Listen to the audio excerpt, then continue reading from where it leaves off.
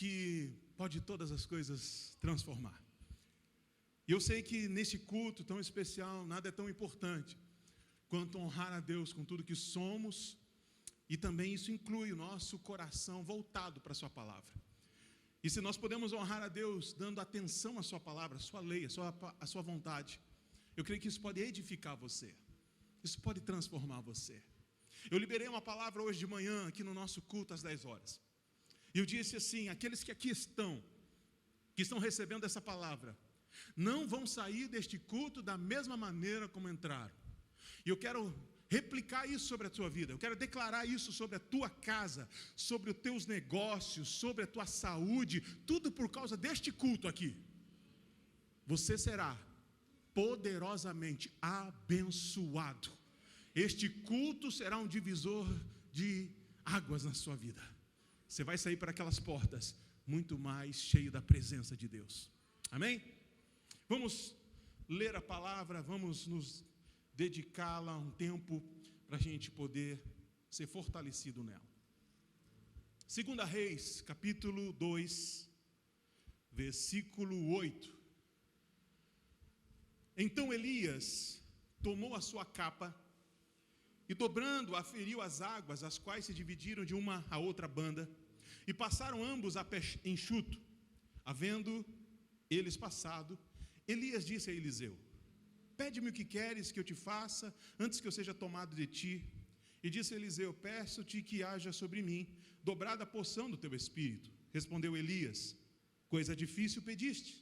Todavia, se me vires quando for tomado de ti, assim te fará, porém, se não, não se fará. E indo eles caminhando e conversando, eis que um carro de fogo, com cavalos de fogo, os separou um do outro. E Elias subiu ao céu num redemoinho. E o que vendo Eliseu, clamou: meu pai, meu pai. Diga: meu pai. Melhor do que isso, diga: Deus é meu pai. Esse é o título da nossa passagem, dessa palavra desta noite. Deus é pai. E eu quero compartilhar algo, tentando quebrar alguns tabus, porque algumas perguntas às vezes nos chegam, dizendo: pastor, é pecado você reconhecer uma liderança, um líder de um ministério, de um pequeno grupo, de uma igreja, um pastor, e acreditar, e chamá-lo de pai espiritual? E eu sempre respondo, quando me perguntam sobre isso, é de que nós precisamos olhar para a Bíblia. Hoje muita gente está olhando as redes sociais. Nas redes sociais tem um monte de gente falando um monte de coisa. Agora, quando a gente olha na Bíblia, a gente percebe algumas coisas. O primeiro texto que nós lemos é esse último versículo, que quando Elias sobe num redemoinho, a expressão de Eliseu é meu pai, meu pai. E ele não está falando meu pai de Deus, ele está falando do profeta Elias.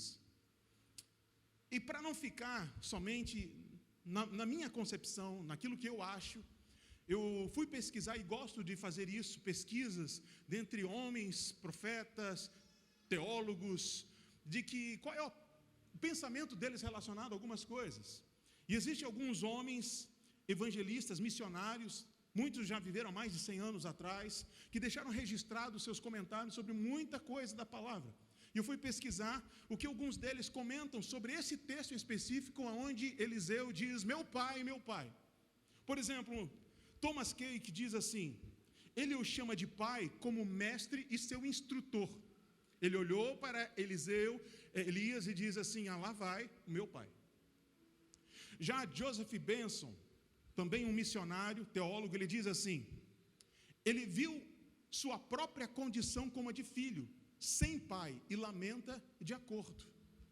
Ele viu o pai dele, espiritualmente falando, indo embora. Gostei de um comentário de John Wesley.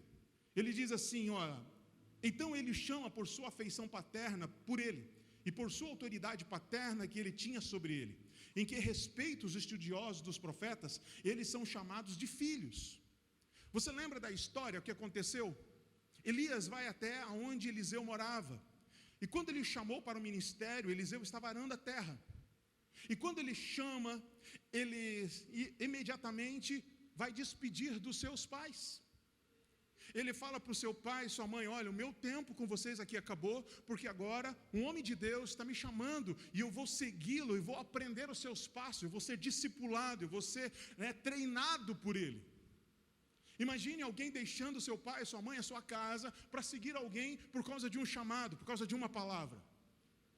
Parece difícil de pensar nisso? Não. Deus está chamando você para abandonar a casa do pecado, dos seus maus costumes, daquilo que entristece a Deus, para segui-lo. Porque assim foi Jesus na praia com os discípulos. Então, ensinar, treinar, discipular, ser o coach, hoje essa palavra tem alta, que é a palavra de treinador, tem como uma mentalidade de fazer com que o outro se torne melhor do que ele é. Elias tinha essa percepção sobre o seu chamado, ele precisava treinar alguém.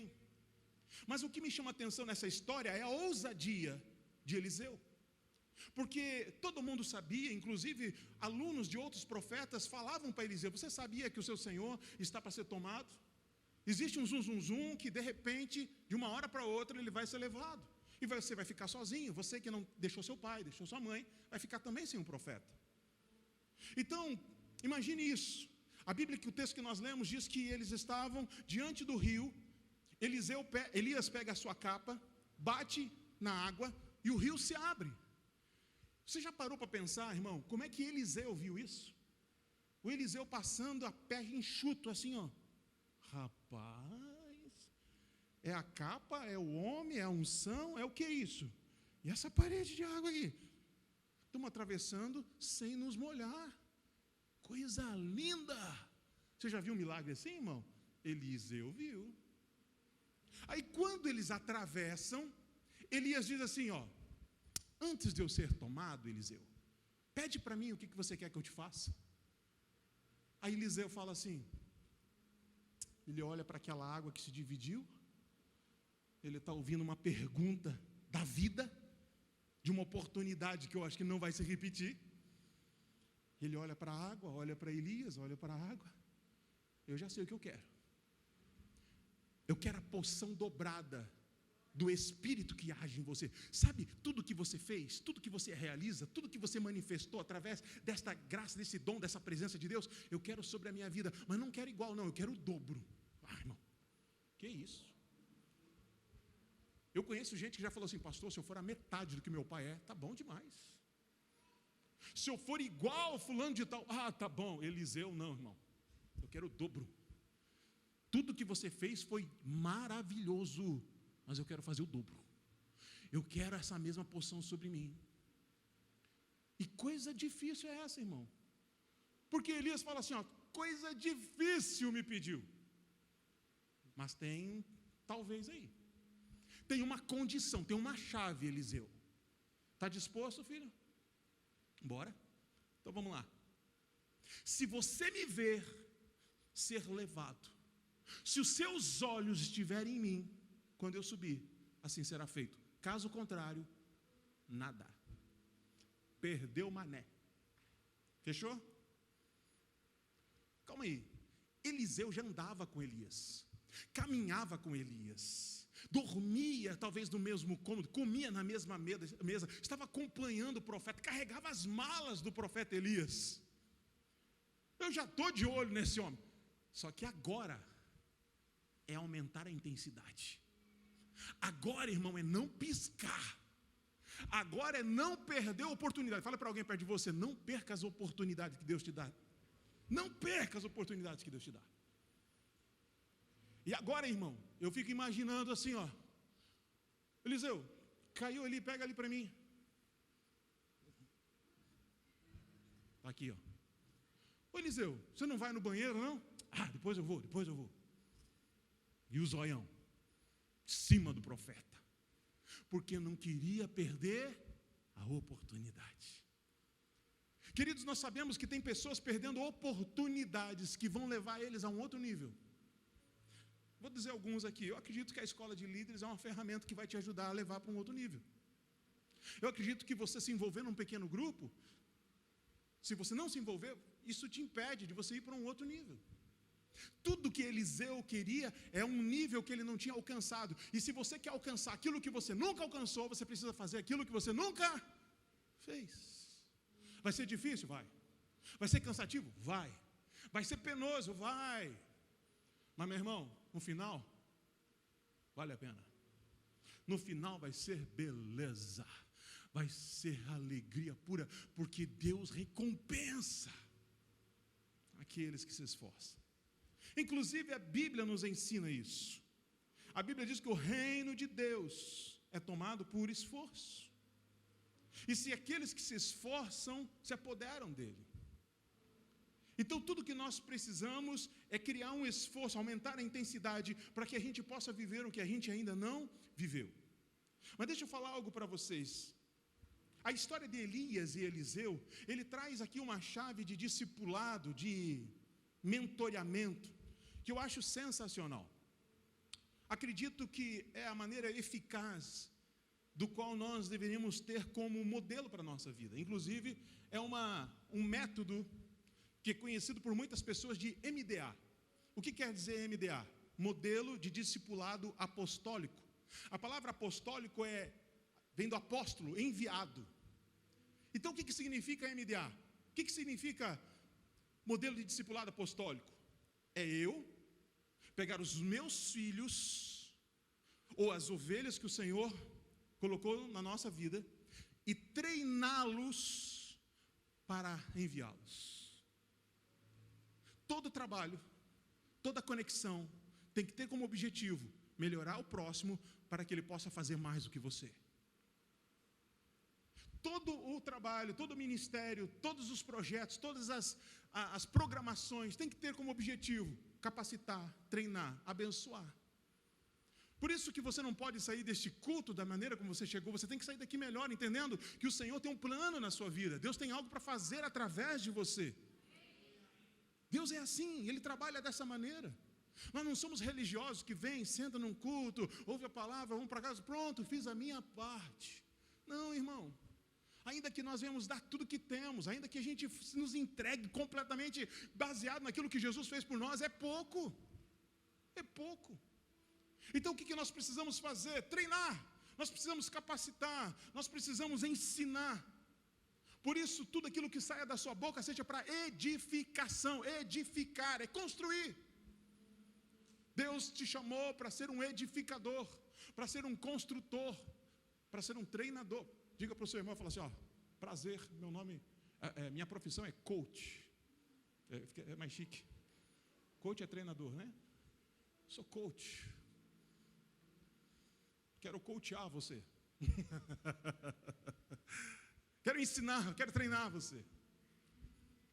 Nós precisamos ter o entendimento de que Elias não chamou Eliseu para mais nada, a não ser treinar aquele rapaz. E quando ele vê a ousadia do coração de Eliseu, ele fala, rapaz, gostei desse negócio, mas tem uma condição, tem uma chave. Se você me olhar, se você não tirar os olhos de mim, quando isso acontecer, assim será feito.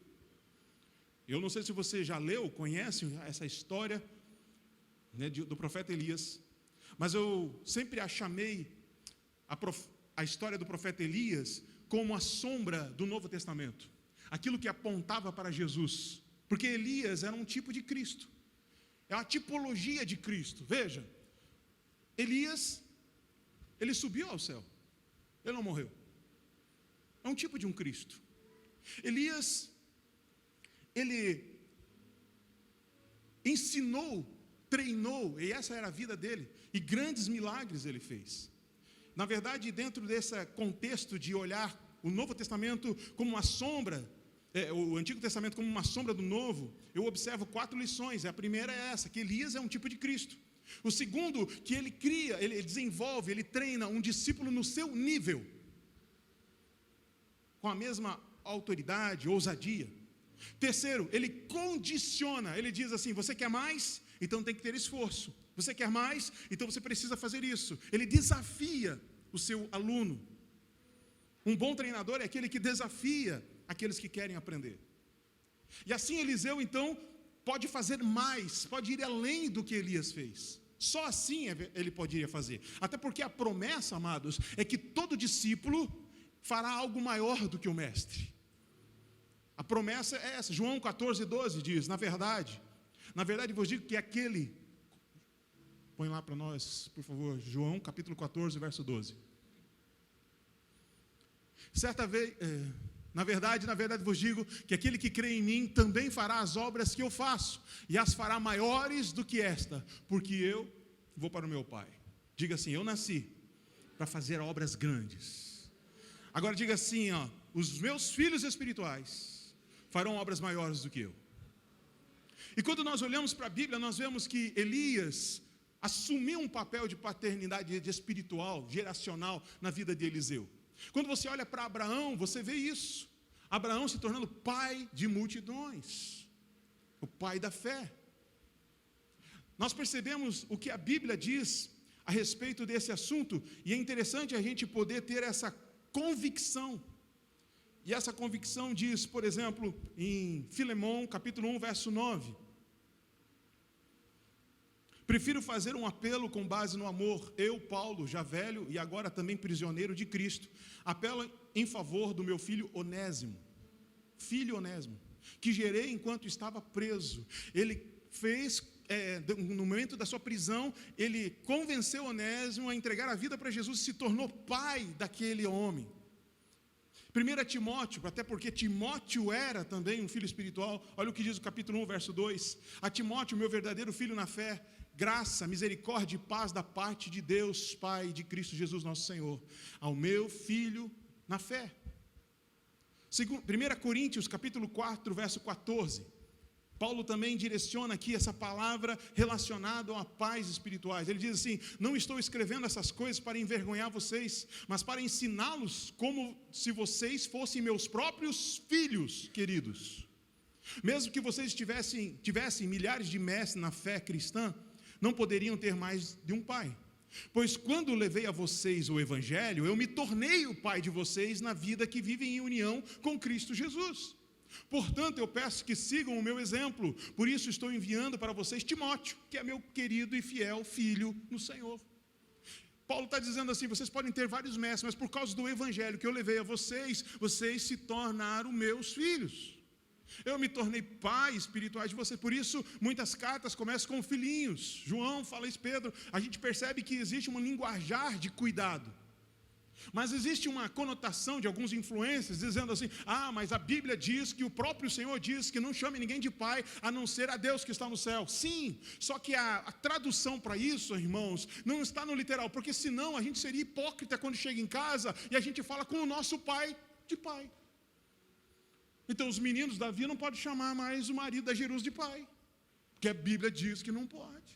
Mas o que Jesus está querendo dizer sobre isso? Pai é aquele que gerou, pai é aquele que começou, e Deus é Deus sobre todas as coisas, Ele é pai sobre todas as coisas, não há outro como Ele, não há. Deus é insubstituível, mas existe, querido, responsabilidades, e quando eu me torno um líder, e eu tenho você como um amigo, somente isso, somente amizade, não tem o poder da responsabilidade de cuidado, como se você pudesse ser encarado ou abraçado como um filho na fé. Por isso que nós temos a intenção de treinar os nossos filhos na fé, para que eles cresçam na palavra e que possam dar frutos, e frutos permanentes. Porque esse é o objetivo daqueles que nasceram, que entenderam qual é o seu chamado. E a promessa, pastor? A promessa é que os filhos farão mais do que os pais. A promessa é que você vai ser melhor. A promessa é que aquilo que Cristo disse no livro de João, capítulo 14, verso 12: na verdade vos digo que aquele que crer em mim também fará obras que eu faço, e as fará maiores do que essa. Você sabe quantos milagres fez Elias? Entre milagres e profecias, milagres, algo inusitado, e profecia que ele declarou, Elias fez 13, são 13 milagres, ao total são 13. A unção que foi dado a Eliseu, aquilo que foi derramado ao filho na fé dele, porque ele não tirou os olhos, porque quando o redemoinho levou, lá estava Eliseu, tão próximo, que ficou com a capa, tão próximo, que agora ele tem a capa que Elias usou para abrir o rio, irmão. E agora, até o fim da vida de Eliseu. Quantos milagres esse homem se acredita que fez? Bom, se Elias fez 13, e se Deus cumpriu a sua palavra, então, no mínimo, Eliseu tem que fazer quantos? Quem é bom de matemática aí? 26. Mas, irmão, Eliseu fez apenas 25 milagres. Parece que Deus falha em algumas promessas, né? Já teve a sensação, você acha que Deus falhou comigo, hein? Não, alguma coisa aconteceu, Deus me esqueceu. Ele prometeu e não cumpriu. Mas algo tão poderoso aconteceu. Porque sim, em vida aconteceu 25 milagres na vida, através da vida de Eliseu. Mas existe um texto que mostra algo que depois que Eliseu morreu, 2 Reis, capítulo 13, verso 21. Certa vez, enquanto alguns israelitas sepultavam um homem, viram de repente uma dessas tropas. Então jogaram o corpo do homem no túmulo de Eliseu. Eliseu já era morto. E fugiram. Assim que o cadáver encostou nos ossos de Eliseu, o homem voltou à vida e levantou. Deixa eu te falar, Deus tem uma promessa com você até depois da sua passagem, depois da tua morte, depois da tua partida, Deus continua fiel à sua promessa. Deus prometeu, Ele cumprirá, Ele vai fazer. Diga para alguém, Deus tem um compromisso com você. Deus tem um compromisso com as suas promessas. Sabe, Deus não trabalha com o desejo de abençoar a próxima geração. Ele quer começar agora, atual, já, em você, aqui neste culto. Aqui neste lugar, irmão. Deus pode tomar você aí onde você está. Deus pode acabar com esse desejo de pecado, essa tentação que te persegue agora, aqui neste culto. Deus pode. Ele é um Deus de transformação. Ele é um Deus que faz tudo novo. Ele é um Deus que restaura aquele que caiu, aquele que se afastou. Ele é aquele que traz de volta. Ele muda a consciência e a percepção.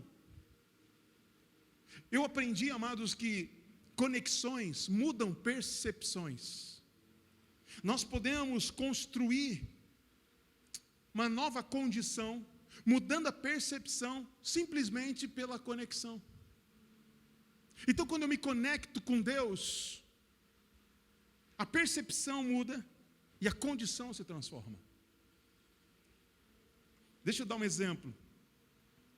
O poder de uma conexão. Eu contei hoje de manhã, o Tom estava aqui, o meu irmão faz o teclado de manhã, e na época do Covid, ele também pegou, né, e foi para o hospital. O pulmão dele ficou tomado, já não estava conseguindo mais respirar, e a dificuldade naquela época, muitas pessoas sabiam que todas as pessoas que estavam indo, uma grande maioria que estava sendo entubada, já não estavam voltando. Então, um tipo de protocolo era assim, olha, ele está entrando, se ele for entubado, assina aqui, porque pode ser que não volte. Mas devido, como ele tinha essa hamburgueria que ele tinha lá em Nova Trento, ele fez amizade com o pessoal do hospital. E o meu sobrinho podia entrar no quarto para ver o pai, por causa dessa conexão, por causa dessa amizade que ele fez com os funcionários no hospital, que eram clientes dele. Então, na quarta-feira à noite, eu tinha culto, quarta-feira à noite lá, e ele me ligou. Ele não conseguia falar, era perto das 8 horas da noite. O culto começava às 8. Eu atendi ele falou assim: Eliezer, estão querendo me entubar. Eu falei: oi? O médico falou que querem me entubar. Eu falei assim: cara, eu estou indo para o culto agora. Mas tem uma promessa de Êxodo, capítulo 13, que diz assim: cultuem ao Deus de vocês, e Ele sarará as vossas feridas. Eu estou indo para este culto e vou orar por você lá. Eu vou clamar a Deus pela tua vida. Faz o seguinte: você está sozinho no quarto, cultue a Deus aí no seu coração. Eu sei que você está na cama, sei que você está ligado, né, com soro, mas aqui na mente, adore, cultue a Deus aí. Isso foi quarta-feira à noite. Na quinta-feira pela manhã, o médico liga. Ele falou: você pode vir aqui no hospital? Fui eu e meu sobrinho, chegamos diante do médico. Ele disse assim: olha, nós tentamos tudo. Nós não temos o que fazer a não ser levar ele para a UTI. E lá ele vai ser entubado. Nós fizemos um último exame agora. Eu só estou esperando chegar o resultado para liberar. Mas era mentira, porque na verdade, ele só me chamou para a gente despedir deles por causa dessa conexão. Por causa do meu sobrinho que estava ali. Muita gente conhecia ele e falou assim: não, antes de entubar, vai lá, abraça teu pai. E aí o médico falou assim: olha, não tem o que eu possa fazer, a não ser liberar vocês rapidamente, para ir lá, despedir dele. E aí então, eu liberar ele para a UTI. Eu falei: doutor, não tem nada que possa ser feito. Ele falou: não. E eu pensava na minha mente: só tem um que pode fazer. Só tem um. E aí subimos. Quando eu abro a porta, que eu vou no quarto dele, ele está sentado. Aí eu falei: e aí, cara, como é que você está? Ele: estou bem, cara. Essa noite, meu pulmão foi restaurado. Eu falei: como é que é? Você estava nem conseguindo falar ontem? Ele falou: não sei, cara, acordei bem. Eu falei: cara, eu preciso falar com os médicos, porque eles estão vindo aí para te entubar. Ele falou: não, pelo amor de Deus, eu estou bem. Aí eu estou falando, tentando entender, né, e glorificando a Deus na minha mente. Chegam os 2 enfermeiros. Agora vocês têm que sair, porque nós vamos ter que levar o rapaz. Eu falei: levar para onde? Para a UTI. Aqui que vocês vão levar o rapaz para a UTI. Não, mas é protocolo, o médico falou que tem que levar. Eu falei assim: chama o médico aqui, eu quero que ele examine ele de novo e veja que ele não tem nada, está curado, não vai ser entubado.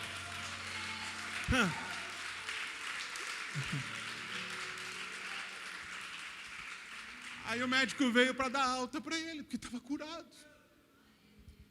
Aí eu estava pensando sobre o poder de uma conexão.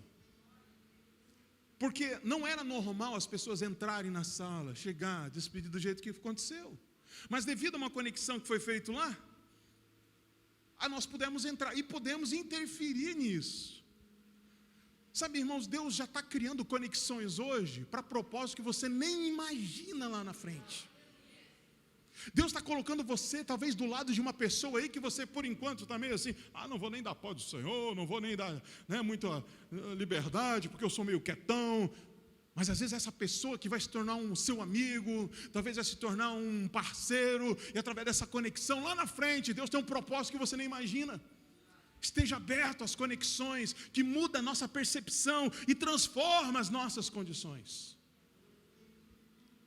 Eu acredito nesse poder, aonde Eliseu se conectou com um profeta, e através dessa conexão, a percepção mudou, e toda a sua condição foi transformada, e o ministério dele avançou. Ele fez muito mais milagres do que Elias. Por quê? Porque é uma promessa. Há uma promessa para aqueles que se permitem ser filhos, para aqueles que se dispõem ao aprendizado, a absorver. Irmão, isso é poderoso demais. Isso é importante demais. Eu converso com muitas pessoas que dizem assim: pastor, a promessa é que a gente vai receber o Espírito Santo, que Deus vai nos avivar, que vai transformar, mas parece que demora. É interessante que para uns demora, mas para outros não. Por que será? Deus faz acepção de pessoas? Não tem nada a ver com acepção, tem a ver com coração, tem a ver com percepção. Deus é Pai, e Ele quer que você aprenda com Ele. Então você precisa ser um momento, ser pai também. Você precisa cuidar de alguém, se importar com o próximo, a estender a mão, a discipular pessoas, a chamar para perto, a orar por elas, a chamar para a igreja, a ensinar a palavra. Deus não deu isso para o pastor, Deus deu para cada cristão. Eu sempre uso esse exemplo. Jesus falou para os discípulos: ei, eu vou fazer de vocês pescadores de homens, se vocês quiserem ser meus discípulos, sigam. E foi. Os discípulos falaram: eu quero, então vamos atrás desse homem. E aonde que ele vai? Não sei, mas eu quero saber o que ele tem, eu quero receber o que ele tem. Deus tem colocado algo dentro de você, e você não pode guardar isso só para você não, filho. Você tem que passar isso para alguém. Você tem a unção geracional. Diga: eu serei pai de multidões. Eu vejo às vezes pessoas falando assim, eu gosto de igreja pequenininha. Meu irmão, Deus quer que o mundo todo se torne uma só igreja. Nós precisamos aprender e saber que a promessa do Senhor nos fará testemunhas dele por onde passar. É o que diz Atos dos Apóstolos, capítulo 1, verso 8. Mas receberão poder quando o Espírito Santo descer sobre vocês, e serão minhas testemunhas em Jerusalém, em toda a Judéia, Samaria e até os confins da terra. Quando ele fala Jerusalém, está falando da cidade. Quando ele fala de Judéia, ele está falando da região maior do estado, de Samaria, toda a região vizinha, dos confins, o mundo todo. Então significa que Deus quer te fazer testemunha, no mínimo, pega essa, no mínimo, na cidade onde você está. Quem mora em São José? Quem? São José. Só quem mora em São José, levanta a mão e diz assim, em São José, algo vai acontecer, porque muitos virão o que Deus tem feito na minha vida. Quem mora em Biguaçu? Biguaçu, diga assim, eu sou testemunha viva para a minha cidade. Palhoça, tem alguém de Palhoça? Palhoça? Diga lá, diga eu sou testemunha na minha cidade para a glória de Deus. Amém? E nós precisamos entender, queridos, que esse é o mínimo. Mas Deus te colocou para ser testemunha dele até os confins da terra. Não aceite nada menor do que a cidade, mas a unção transbordante vai chegar no mundo todo. Esse é um propósito da conexão. Sabe aonde que muitas pessoas se perdem? No propósito. O propósito, pastor Marcelo, não está em fazer para ele, mas está a fazer com ele. E aí Jesus ensina que quando ele quer os discípulos perto, ele não quer simplesmente os enviar, ele quer perto. Olha o que diz Marcos 3,14. Escolheu 12, designando-os como apóstolos. A palavra apóstolos é enviados. Para que estivessem com ele. E só depois os enviasse a pregar. Diga, estar com ele vem primeiro. Fazer por ele vem depois. Primeiro estar com ele. Priorizar estar com ele. Noé andou com Deus. Abraão andou com Deus, Davi andou com Deus. Tantos homens da Bíblia andaram com Deus, Enoque andou com Deus. Mas tem que estar escrito, registrado, eu não sei aonde, mas em algum lugar, que o Marcelo andou com Deus, que o Juscelino Kubitschek andou com Deus, que a Esther andou com Deus. Cada um de nós andamos com Deus. E por que Deus quer fazer isso? Porque se estivermos com ele, vamos aprender dele, e assim receberemos a porção dobrada sobre nós, para a gente poder ir e fazer muito mais. Mas a gente está querendo ir de qualquer jeito, não deu tempo de receber porção nenhuma. Muitos estão entregando migalhas, porque não dão tempo para estar com ele. Meu irmão, esteja com ele, e porção dobrada virá sobre a tua vida. Esteja com ele, e tudo vai mudar na tua história. Esse Elias representa isso. Sabe qual é o maior problema de você ter um pai espiritual? É não entender que você é um filho espiritual. Só existe duas maneiras de você ser pai: de forma biológica ou de coração, de adoção. Não existe outra. Bom,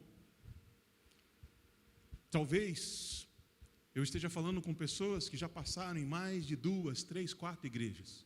Já tiveram mais de 3, 4 pastores na vida deles.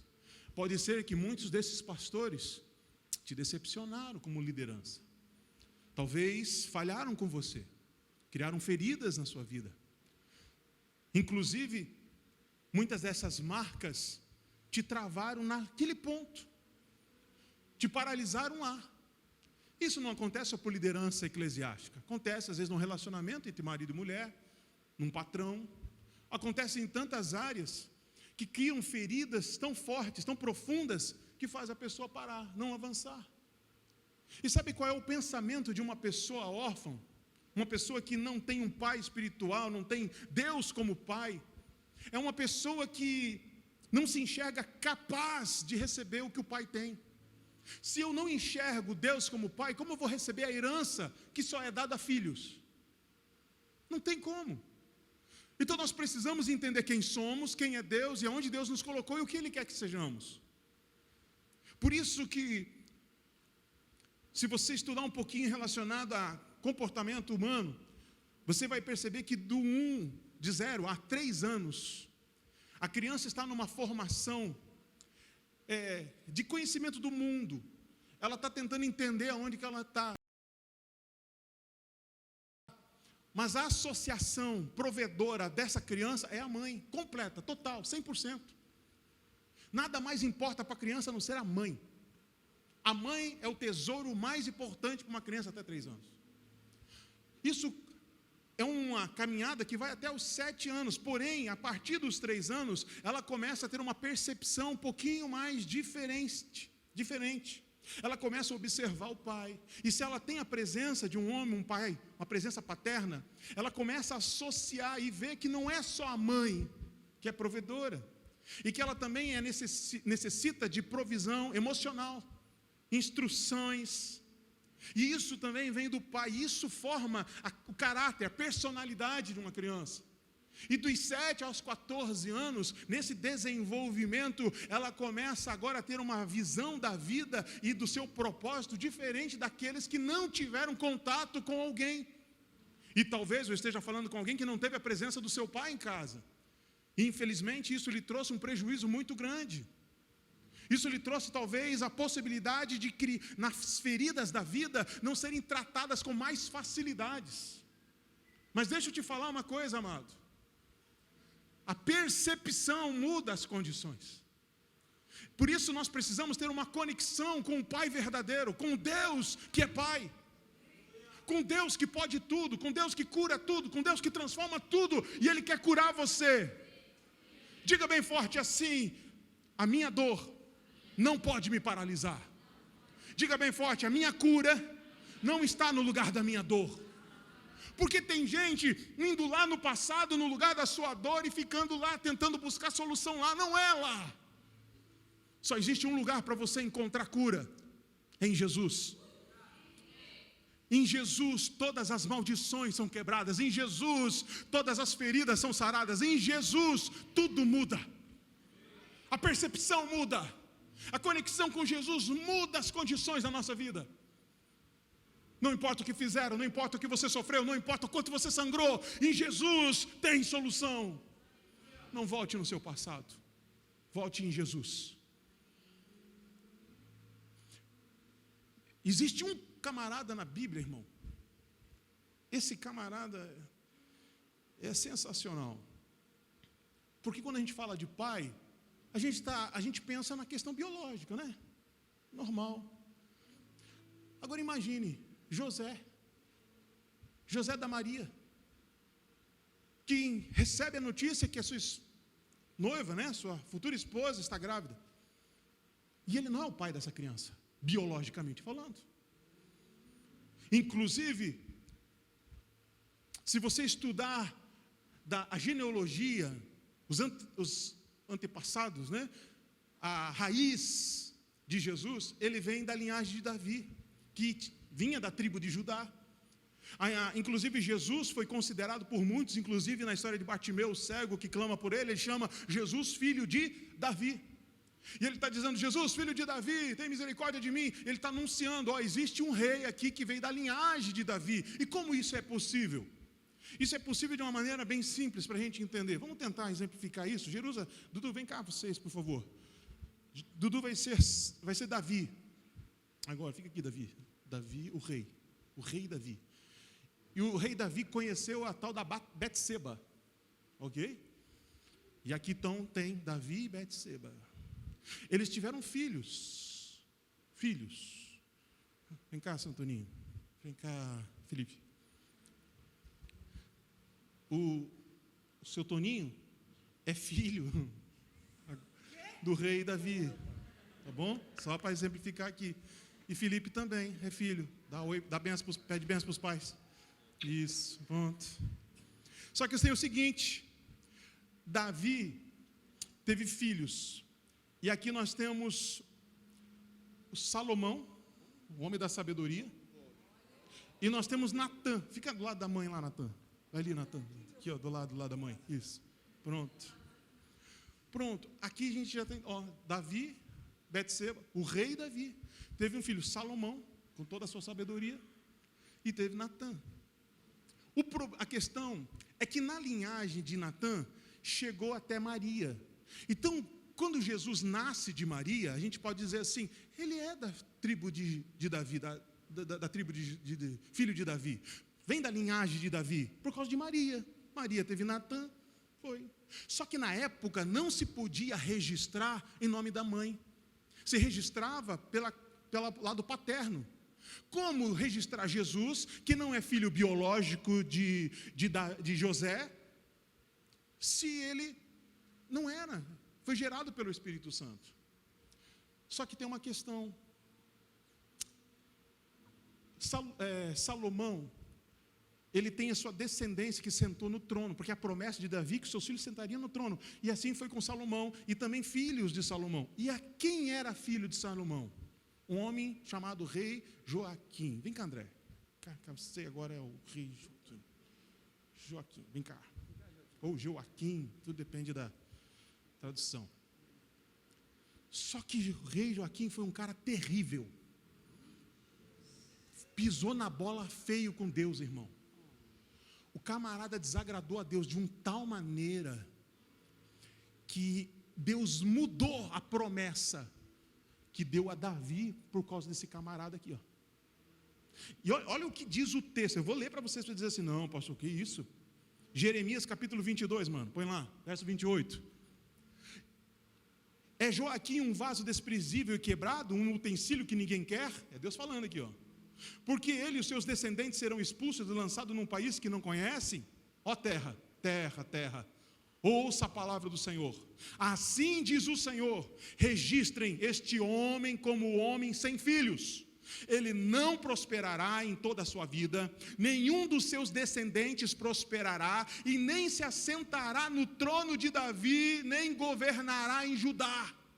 Falando de um homem desprezível chamado Joaquim, rei, misericórdia. Não era essa feição aqui não, viu, irmão? André é bênção. Vem cá, Israel. Sabe quem que é esse cara aqui? José. José está namorando Maria. Fica aí, Maria. Maria falou, estou grávida. Ele, dancei. Porque como é que eu vou explicar isso para todo mundo? Só que antes disso acontecer, irmão, pensa o que?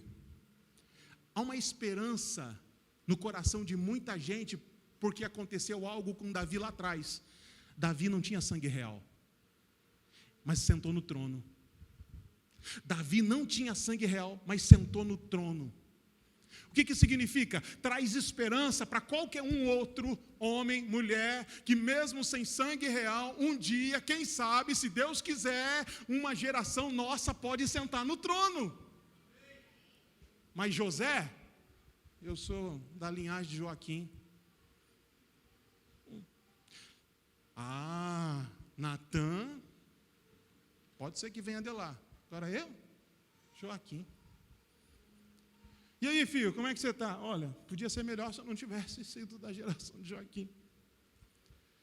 Rapaz, e o teu negócio, como é que está? Difícil. Deve ser porque eu sou da linhagem daquele cabra lá. Rapaz, você está economizando, você vai casar agora? Ei, rapaz, já estou vendo tudo. Difícil demais, porque eu sou da linhagem de Joaquim. Se eu pego Joaquim, se eu for para o céu e encontrar Joaquim lá, porque a minha vida é miserável, é desgraçada, por causa de Joaquim. Tem uma maldição na minha vida. Deus disse que ninguém vai sentar no trono, ninguém vai prosperar, ninguém vai dar certo, ninguém. Pensamento de José, irmão. Porque ele vem da tribo de Joaquim. Faz uma cara de amaldiçoado aí. Não consegue porque é abençoado. Mas pensa, a tristeza na alma, no coração. Não conseguia, irmão. Não tinha esperança de dar certo, de ver o negócio prosperar. E muito menos de algum dos seus ser rei de Israel. Mas um dia, aparece um anjo, dizendo, José, és escolhido. Porque o que Deus está para gerar é do Espírito Santo. Esse plano não vem de homens, vem do céu. E este será conhecido como Emanuel, Deus presente. Ele reinará na terra, ele será rei das nações, e tudo isso para ser chamado você de pai. Ele será teu filho, você cuidará dele na terra. Você foi encarregado para segurar o Salvador no colo. Você que era considerado amaldiçoado, esquecido, rejeitado, improvável, mas agora, Pai do Salvador, Pai do Rei dos Reis, Pai do Senhor dos Senhores, Pai do Príncipe da Paz. Ah, querido, eu não sei se você... Não aplaude, porque talvez você ainda não entendeu. Eu não estou falando de José, eu estou falando de homens, mulheres, pessoas que estão aqui neste culto e que se sentiam rejeitados, mas Deus está dizendo, tem promessa, a maldição acabou em Jesus, todos os seus problemas terminam no Cristo, e se é para Ele, pode sim aplaudir. Obrigado, queridos.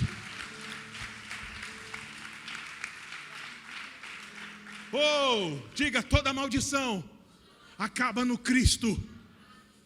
Diga, eu sou abençoado.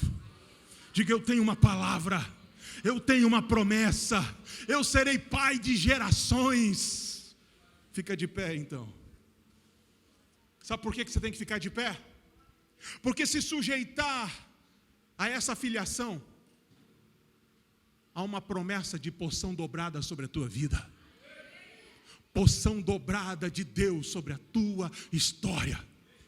Eu não sei, querido, o que você passou, o que você viveu, mas Deus tem uma palavra para você. Toda maldição, toda palavra contrária termina em Jesus. Você é mais do que vencedor em Cristo. Por isso toma posse. Eu quero pedir a você, amado, se você se sente rejeitado, se sentia abandonado, que não dava certo nada para você, dava certo para os outros, aqui neste culto é dia de abandonar esse fardo, é dia de abandonar esse peso e sair daqui leve, para você avançar, para você continuar como um vencedor. Como é que eu faço, pastor? Tem uma condição. Tem que ficar de olho em ti? Não. Só dá um passo de fé.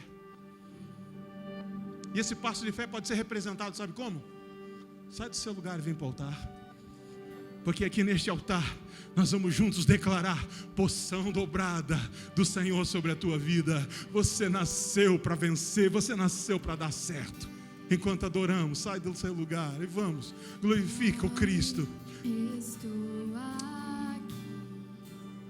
Glorifica o Rei. Se você fala em línguas, fale em línguas. Se você tem o Espírito de Deus dentro de você, exalte a presença. Não se cale diante da glória de Deus. Há uma palavra transformadora para a tua história. Oh, aleluia. A tua presença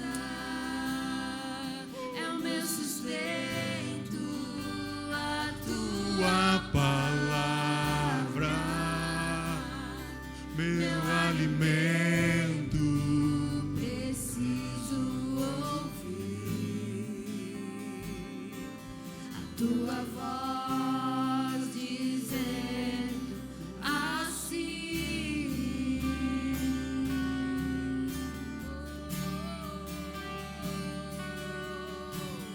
Vem, filho amado, vem em meus braços descansar. Abandona esse peso no altar. E bem seguro de encontros irei ao teu altar, e ali falarei contigo, com teu amor te envolverei.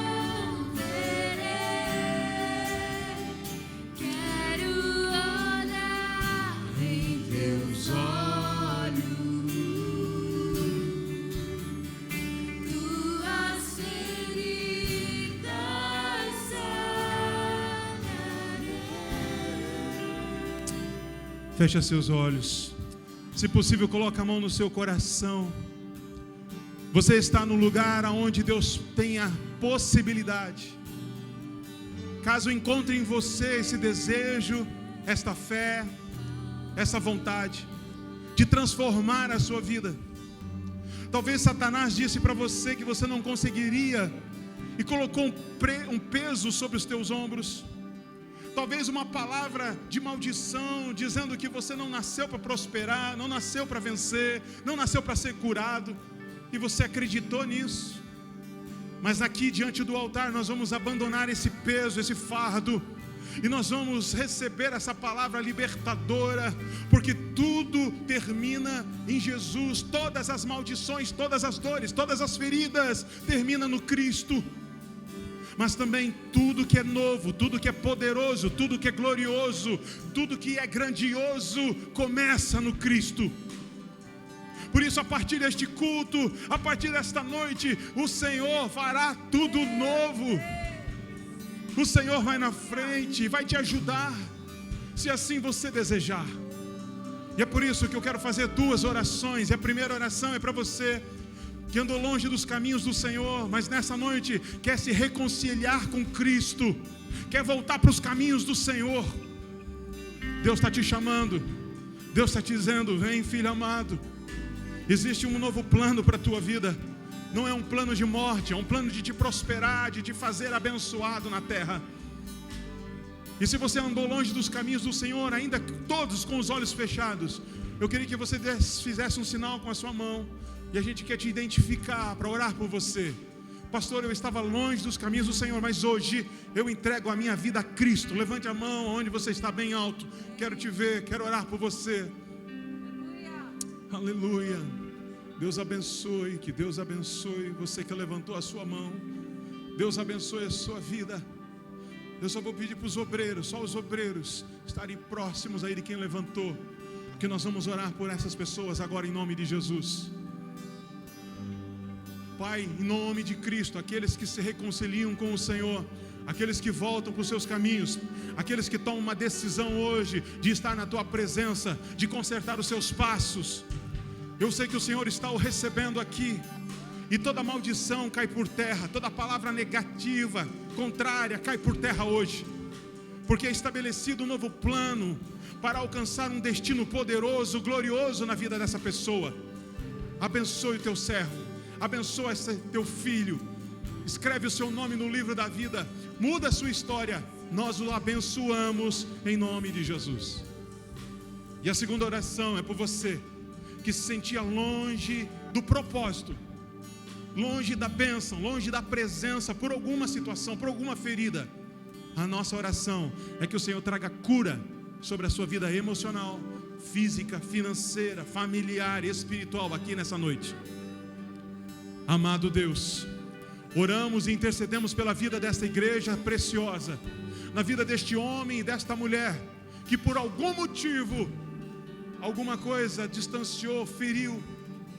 Foram noites talvez perdidas, lágrimas que desceram pelo seu rosto. Foram situações dolorosas que impediram ela de sair do lugar, de crescer, de prosperar, de dar certo. Mas hoje, num ato profético diante do altar, nós abandonamos este peso, nós renunciamos esta carga sobre os nossos ombros e declaramos que a partir de hoje nós estaremos nas suas mãos, queremos ser conduzidos pelo seu poder, nós queremos ser direcionados pelo teu Espírito e sermos suas testemunhas, porque grandes coisas acontecerão, seremos testemunhas, porque grandes coisas o Senhor fará, seremos testemunhas por onde passar, porque o Senhor está conosco. Cura nessa noite, transforma nessa noite, muda neste culto. Assim nós oramos, assim nós cremos e assim tomamos posse em nome de Jesus. Se você puder, dê um abraço em alguém perto de você e diga para ele: nova criatura, novo tempo, nova estação, em nome de Jesus.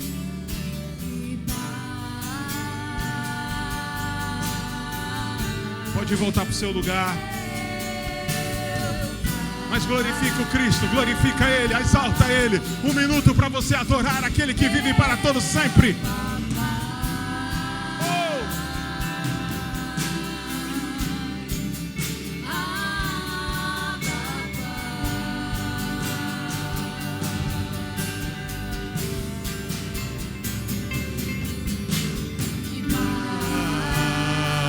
Diga Pai, Deus é Pai.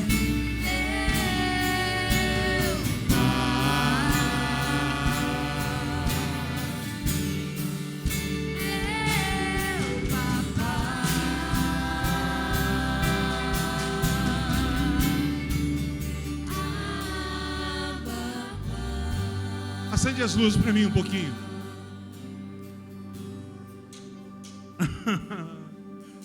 Está preparado para o negócio aqui, irmão?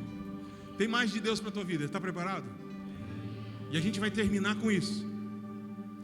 Ok, pastor. Joaquim tinha uma maldição, mas Deus mudou tudo na vida de José. Mudou. Ele pode mudar na minha? Pode. Já começou a fazer uma grande obra aqui nessa noite. Só que Deus decretou. E quando o rei escreve, está escrito. Quando o rei decide decretar, irmão, é irrevogável, está lá. E tem uma palavra sobre você que eu encontrei na Bíblia, que você não pode sair desse culto sem ouvir, irmão. Apocalipse capítulo 1, verso 6.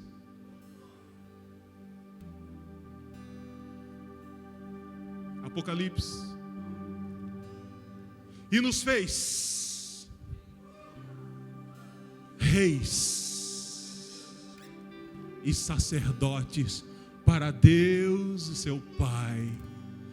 A Ele seja a glória, a Ele o poder para todos sempre. Eu estou falando com reis, com rainhas, com príncipes, princesas do Senhor. Você faz parte do trono, você faz parte do sangue real, amado. Essa promessa é para você. Deus mudou tudo. Oh! Diga, eu sou abençoado, próspero, resgatado, perdoado, saudável, completo, talentoso, criativo, confiante, protegido, disciplinado, focado, preparado, qualificado, motivado, valioso, livre, determinado, equipado, capacitado, ungido, aceito, aprovado. Não sou mais um, não sou medíocre, sou filho de Deus Altíssimo. Eu sou abençoado e vou ser tudo que fui criado para ser, em nome de Jesus. Quem toma posse, quem aplaude o Rei, quem adora a presença, mistura um aleluia, um glória a Deus. Ele merece, Ele merece, Ele merece, Ele merece, Ele merece. Cristo merece, o Pai merece, aleluia! Oh! Que o grande amor de Deus Pai, a graça do nosso Senhor Jesus, a comunhão do Espírito Santo, seja sobre a sua vida hoje e para sempre. Reis, tenham uma ótima semana em nome de Jesus. Vão na paz, família real. Vocês moram no nosso coração. Deus abençoe e até a próxima programação. Convida alguém, vem para a casa do Pai, porque Deus tem mais para fazer. Ele é Pai.